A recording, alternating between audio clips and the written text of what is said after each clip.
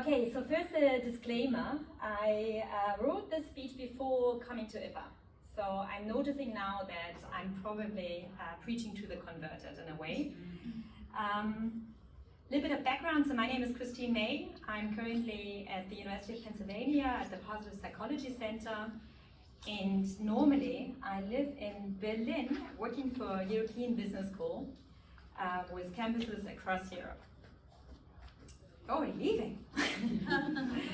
Okay, so I want to share a bit about my personal story with you and relate that to my work in positive psychology and how my personal story impacts my work in positive psychology.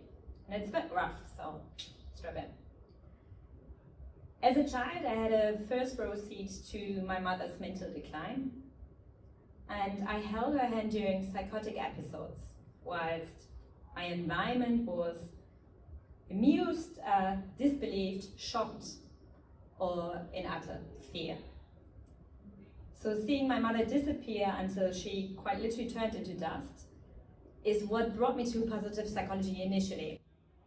And then in my adult life, I had even more motivation to stay in positive psychology. And I'm going to tell you why. The neurophysiology of our brain after birth is quite tricky. An 800% hormonal drop takes its toll on our cognitive processing. As a result, 2 in 1,000 women will experience postnatal psychosis. So I'm not talking about postnatal depression, I'm talking about psychosis. This happens just shortly after giving birth. So imagine the vulnerability of having a newborn baby. With my genetic disposition, being my mother's daughter, and a few other things that went unfortunately quite wrong in my case, I happened to become one of them, and I was swiftly hospitalized. Then, for 3 full weeks, I witnessed how medical staff that was overworked and completely overwhelmed were given power over people who had just lost theirs. And alongside, they lost their mental capacity. So an insanely vulnerable group.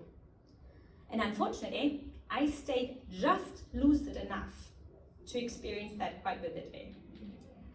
At times, I was literally strapped in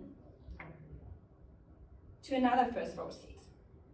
From this, I witnessed grave injustice and a complete defeat in humanity.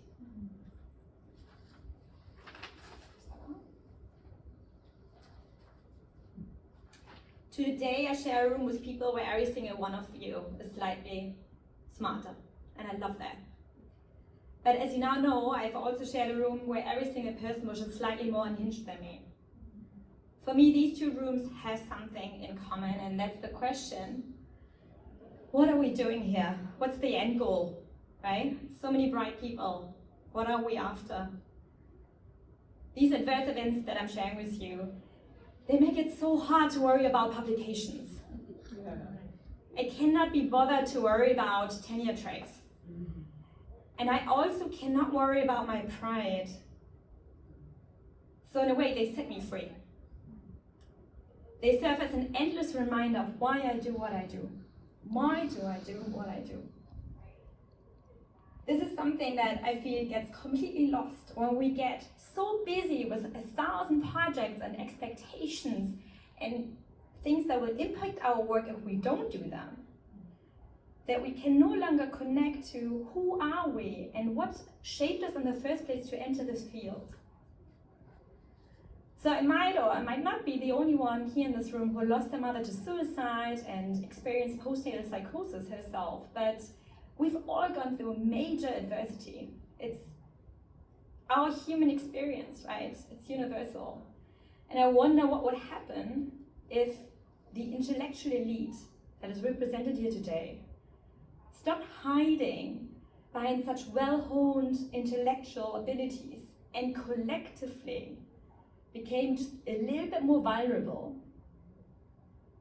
I wonder what our individual personal pain is and how integrating that into our academic work as well as our work as practitioners within positive psychology could make major difference.